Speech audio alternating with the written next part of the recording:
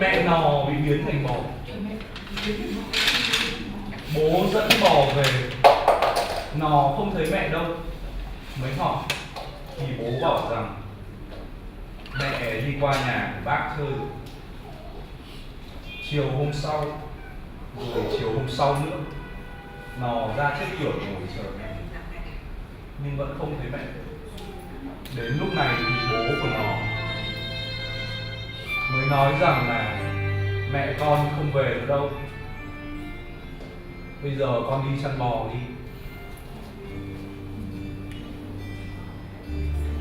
Cũng không bao lâu sau đó, người bố lấy thêm một người vợ mới, và bà vợ này thì cũng có một đứa con riêng tên là Tẩy.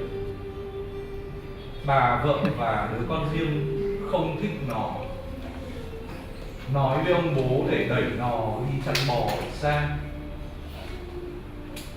Nó đi chăn bò rồi nhờ sừng bò, nhờ con bò hỗ trợ mà làm được rất nhiều lanh. Mang về nhà thì Tánh nhìn thấy lại ghen tức, lại đòi bố và mẹ cho đi chăn bò thay. Nhưng con bò không hợp tác với Tánh, thậm chí còn húc Tánh. Tánh tức quá về nhà mách mẹ. Thằng ngon, con này, ôi sao mà thâm tím hết thế này, sức hết thế này rồi. Thối kia nó hút con đấy. Sao mà hút con được, con bò thối kìa. Trời ơi, trời ông xem này, con bò ôi sao hả con? con bò hoang kia nó hút con bé nhà mình, nó đang tìm cái này này. Đấy, Con bò đấy sẽ hút Con nó đi con sao? hỏa đây. con bò đấy con ạ. Hút con đấy. Thôi, con ơi, để bố. Rồi đau lắm con. Để bố đi bảo nó cha Ôi, thôi. ông đi tìm thuốc mà Vâng. ôi và con bé đi. Con á. Ôi, đau lắm con. Mẹ ơi, Sao con? mẹ không biết hôm trước con với chị nói đi chăn bò. Chị là người lành ơi là người lành, con ghen tị ơi là ghen tị luôn. Còn đến lúc đi chăn trâu thì sao mà có được nhiều lanh được? Nhưng mà chị làm mình nhiều lành mệt lắm. Sao mà nó làm được nhiều lanh?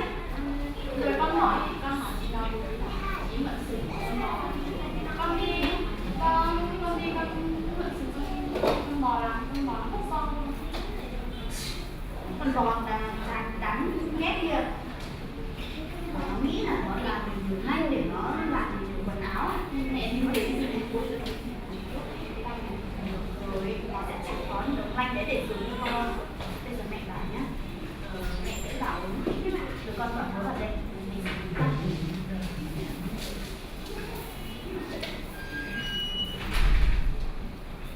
bố.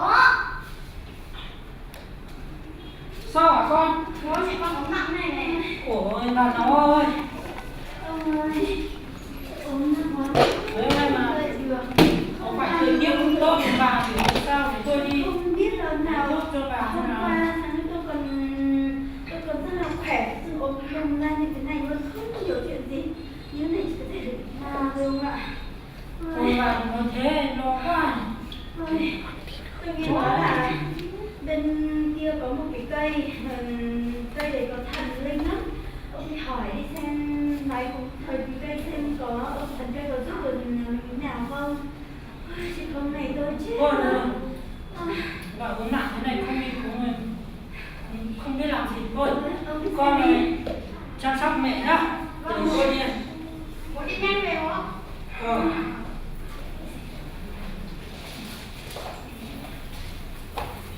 Ra là cây chúng ta không thể phát hiện được đâu. Cỏ cây rừng rậm thế này. Cô kêu đúng là cái cô.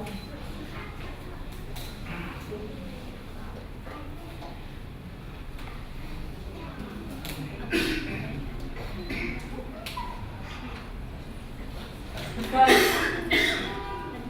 nó con thì có việc nhiều được ra giúp. Ngươi có chuyện gì muốn nhờ ta giúp? Con trai ạ, thì vợ nhà con bị ốm nặng, nó lại cuốn đồ suốt. Con không biết đi thành cúng ở đâu, với lại là con một nhà riêng thôi, không có ai ở gần đây, không có giúp đỡ con đi nhờ thần cây giúp. Để ta tính xem nào. Hóa ra là nhà ngươi có một đống lanh. Trong cái đống lanh đấy nó có ma. Ngươi phải đốt hết tất cả những sự lanh đấy thì con ngươi mới khỏi bệnh được. Thật không ạ thần cây? Với lại Rồi bởi vì những cái đống sự lanh đấy xuất hiện là vợ ngươi ốm và còn ma. thế đống lanh ấy của ai và ở đâu ạ? Đống lanh đấy được mang về từ con riêng của ngươi. Ngươi hãy phải đốt hết thì bệnh ngươi sẽ khỏi bệnh thôi.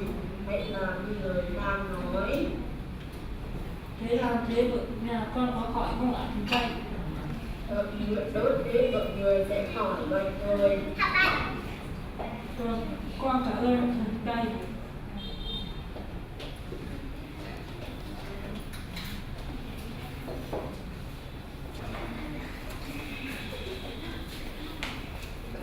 Chắc quá, hôm nay mà Ôi, mệt quá, đi cả ngày. Đi cả không xem ngày. thân cây bảo sao rồi. Bà vẫn chưa gọi ạ? Không đỡ một tí nào luôn. Tôi đi xem bói thân cây bảo là trong nhà mình có ma bà, với lại có ma ở trong đống lanh, nhưng mà không biết đống lanh của ai và xem thế nào, phải làm thế nào. Nhà mình có lanh hả con? Thì của chị Tấm ý. Biết ngay thế nào? Biết ngay là có một đống lanh. Từ khi tôi thấy cái đống lanh đấy tôi trở nên ốm nặng. Tôi không biết vì lý do gì luôn. Chắc chắn là nó có ma. Tôi ốm như thế này. Ủa không gọi. Tôi thật cây bảo phải làm sao với đống lanh đấy. Chỉ là của con đi làm thì về.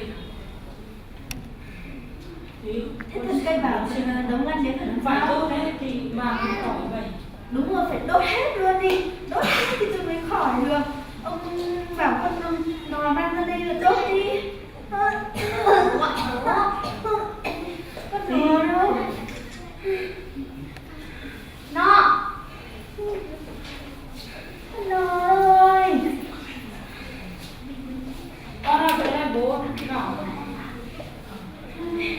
Hôm nay nếu mẹ con bị ốm, vậy không được khỏe, bị ốm nặng nên con bố đi xem thân cây sẽ đi xem bói thân cây bảo là mẹ con bị ốm nặng là do đống lanh của con phải đốt hết thì mới còn con nên là để làm cho nó đốt thì lần sau mẹ con khỏi thì mẹ con sẽ đi dẹp thật nhiều vào cho con để hai chị em con mới được nặng và hãy yêu lời bố nhá.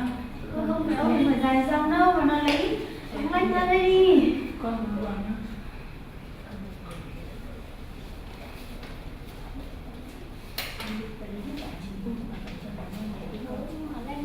Đây là cho con dệt vất vả lắm mới được mà bố.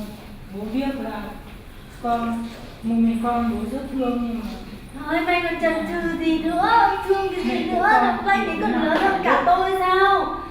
Con đến nào lớn hơn cả thần cây sao? Con phải để làm quần áo mới cho cả nhà. Nhanh. bố biết rồi.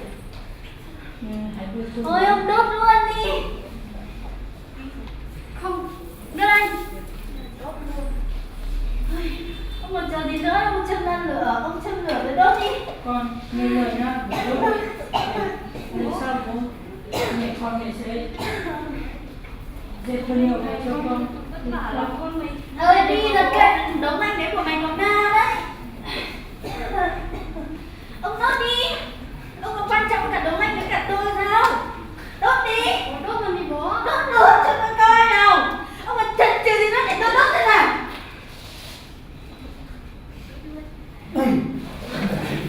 Đấy, biết ngay mà. Lanh bình thường nó làm gì mà nổ như thế này. Chỉ có thể có ma là vì thế thôi. Yeah. Đây là phần 2 của câu chuyện rõ ràng hơn rồi đúng không?